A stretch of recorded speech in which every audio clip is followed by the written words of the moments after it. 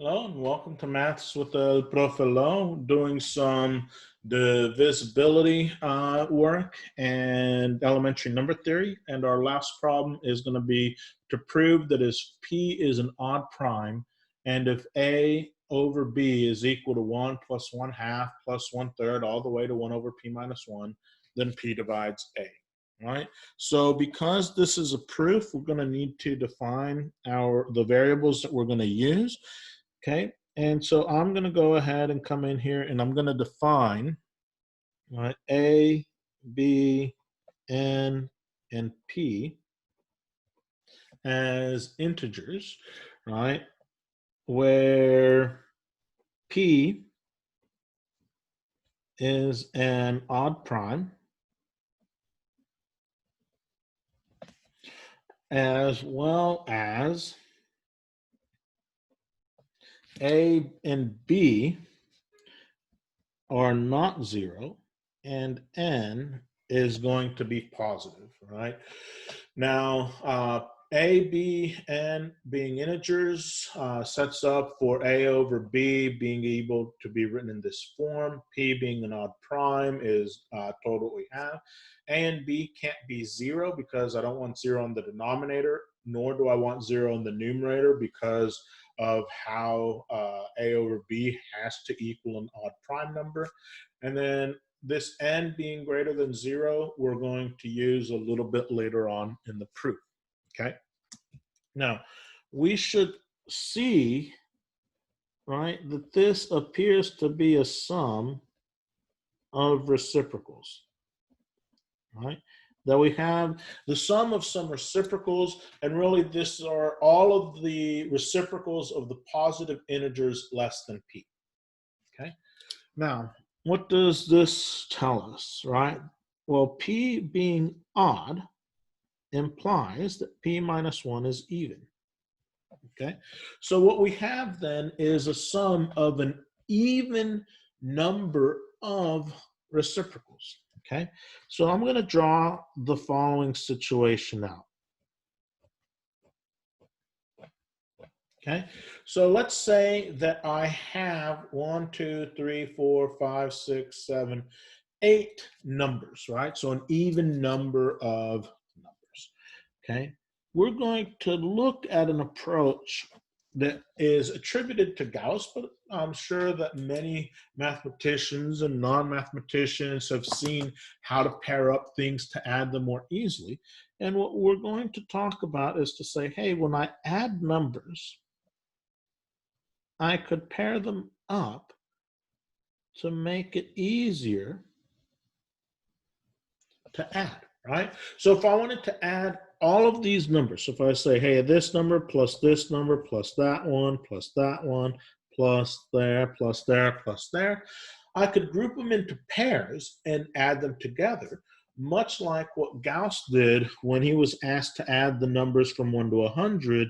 And what he did was say, hey, if I have 1 plus 2 plus 3 plus dot dot dot plus let's see here, 100, so that would be 50, right? And then plus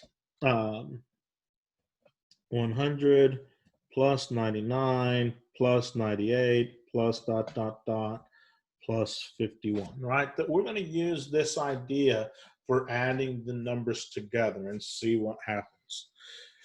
All right, so if we use this idea, with what we have here, right, what we're going to be looking at is 1 plus 1/2 plus 1/3 plus 1/4 plus dot dot dot plus all the way up to, right, half of my list. And we said that there's P minus 1 numbers in my list. So all the way to 1 over P minus 1 over 2. And to that, I'm going to pair them up with 1 over P minus 1, 1 over P minus 2, 1 over P minus 3, 1 over P minus 4, plus all the way to 1 over P minus 1, or excuse me, P plus 1 over 2. Okay? And so in essence, right, what we're saying is I'm going to rearrange this so that I have 1 plus 1 over p minus 1 plus, or 1/2 plus 1 over p minus 2 plus all the way to 2 over p minus 1 plus 2 over p plus 1. All right, that this summation I will rewrite in this form. Okay. Now, the reason I will rewrite it in that form is that each of these pairs, right, each of these number pairs is going to have p in the numerator when I add them together. And some people might say, well, really? Why is that? Well, if I have these reciprocals, right, so if I kind of come over here and think a little bit, that 1 over n plus 1 over p minus n is going to be equal to p minus n plus n all over n times p minus n, which would be p over n times p minus n, right? So what does that tell us? Each of these number pairs will have p in that numerator. So p will be a factor of every one of these number pairs. Now we can also do it specifically for this last term, right? That 2 over p minus 1 plus 2 over p plus 1 is equal to 2 times p plus 1 plus 2 times p minus 1 all over p squared minus 1, which would be 4p all over p squared minus 1, right? That every pair has p in that numerator. So every one of these number pairs has p as a factor, right? So what does that tell us?